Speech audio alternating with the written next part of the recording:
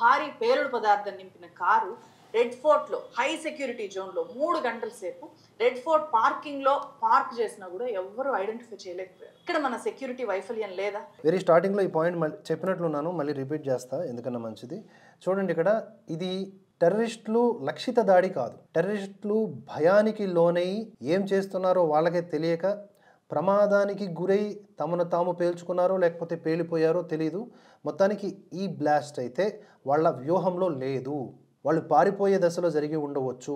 ఎందుకంటే 3 గంటల సేపు ఇక్కడ కారుని పార్కింగ్ చేశారు ఒక చోట. చుట్టుపక్కల కూడా నిఘా మామూలుగా లేదు. ఎప్పుడూ లేనంతగా అధికారులు, ఆర్మీ జవాన్లు, పోలీసులు కనిపిస్తూ ఉన్నారు. మీకు దాని రిలేటెడ్ ట్వీట్స్ కూడా పెడుతున్నాను, స్క్రీన్ మీద చూడొచ్చు. కొంతమంది పెట్టారు అక్కడ ఢిల్లీ వాసులు. ఎప్పుడు లేనిది ఏంటి ఈ భద్రత, ఏదైనా ఢిల్లీలో జరుగుతుందా జరగనుందా అని. కొన్ని గంటల్లోనే ఈ బాంబ్ బ్లాస్ట్ అనేది జరిగింది, మనం చెప్పుకున్నాం కదా. అంటే అక్కడ నిఘా విభాగం ఉన్నప్పటికీ కూడా ఇది జరిగింది అంటే మ్యాక్సిమం ఇదేమై ఉండొచ్చు, ప్రమాదం అయి ఉండొచ్చు, అంతేగాని అటాక్ కాదు. ఒకవేళ అటాక్గే కనుక వాళ్ళు పూనుకొని ఉంటుంటే ఇది ఇంతకు మించి అంటే చాలా పెద్ద ఎత్తున మనకి నష్టాన్ని ఇచ్చేది. వాళ్ళు వృధాగా ఆత్మాహుతి దాడి ఉగ్రవాదులు చేసుకోరు కనుక మనం ఇక్కడ కొంతలో కొంత సంతోషించాలి. వాళ్ళ ప్లాన్ ఫెయిల్ అయింది కనుక. ఆ విషయాన్ని చెప్పండి మేడం.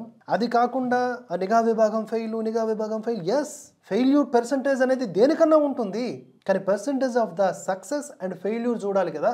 ఎంత కాపాడారు అనేది మనకు అక్కర్లా.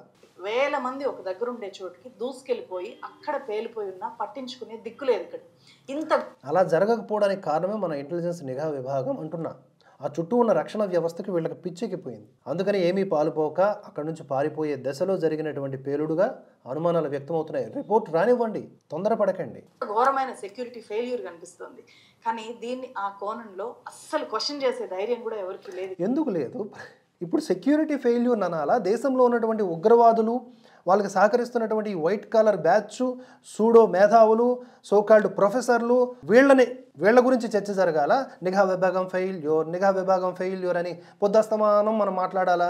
ఏం మాట్లాడాలనుకుంటున్నారు? మొత్తం ఈ వీడియోలో నిఘా విభాగం ఫెయిల్యూర్, ఎస్ ఫెయిల్యూరే, ఎవరు కాదనట్లేదు. కానీ ఇక్కడ మాట్లాడుకోవాల్సిన అతి ముఖ్యమైన అంశాలు వీటితో పాటుగా ఏమున్నాయి? ఈ టెర్రర్ మాడ్యూల్, ఈ లింక్స్, ఈ ఎకోసిస్టమ్, వీళ్ళకి సహకరిస్తున్నటువంటి సోకాల్డ్ మేధావులు, ప్రొఫెసర్లు, డాక్టర్లు, ఇంజనీర్లు, దరిద్రపు గొట్టు సమాజం అంతా కూడా మన మధ్యనే ఉంది.